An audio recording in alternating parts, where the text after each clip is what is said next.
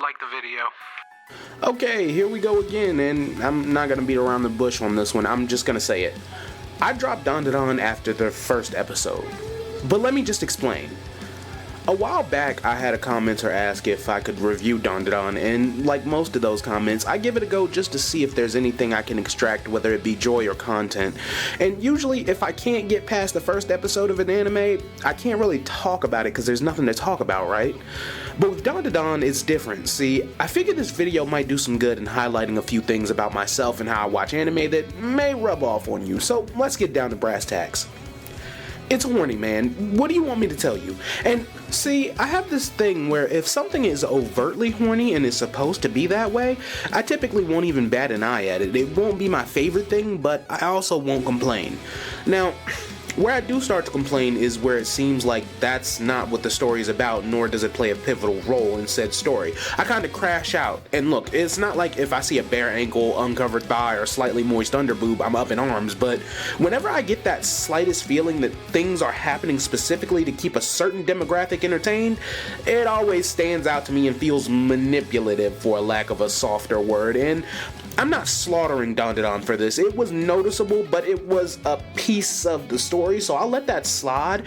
And let's hit the brakes real quick, because I want to make it clear that this is not a negative video, and here's why. It's okay to not like something just because you don't like it. It doesn't mean the thing is bad or that you hate it and want it gone. It's just not something you yourself are interested in. And I think I failed to get that point across in my Boruto video. Now, do I have my reasons for not liking Dandadan? Yeah, but I don't think it's a bad anime. No, actually, I would definitely recommend this anime to someone I thought would even remotely enjoy it. So it's just one of those things where it wasn't something I wanted to invest my time into, and that's okay. They come out with like 50 anime a season and like 100 every year, and no matter how big any one of them is or gets, it doesn't mean you have to or are going to like them all. Hell, I would say in some cases, you don't even have to give it a shot to know you don't like it. It's just something you aren't into, and for me personally, this is just me, but even if I like a concept and want to watch something, oftentimes if the first episode or two doesn't grab me, then I'm way more prone to dropping the anime right then and there. And that may be because I'm a shonen junkie and I'm just used to the immediate swing into a large problem. Now, don't get me wrong, Dandadan started eventful, like really eventful, but the ending of the first episode just left so much more to be desired. Like, I felt like I had watched a whole season of an anime where everything happened, but none of it was consequential, nor do I feel like I need the rest of the story.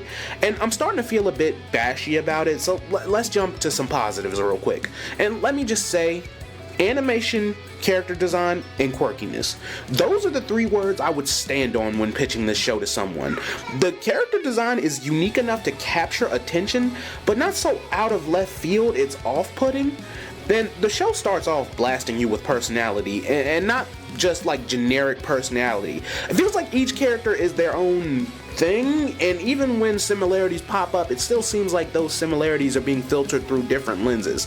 For example, it's clear Momo isn't really like her friends at all, but it's still super believable that they are friends and they have similar interests, even if they are interested in whatever for different reasons.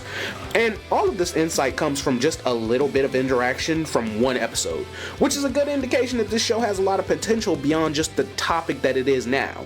And the animation is smooth and consistent, so much so it was the first thing that I noticed. Now, it's not state-of-the-art future animation technology booming off the screen, but it is good and stays that way, at least for the episode I watched, and I only watched one episode. I cannot stress that enough. So I don't have crazy insights about the anime, but at the same time, I feel like that has to take a back seat to the fact that I just couldn't get into it.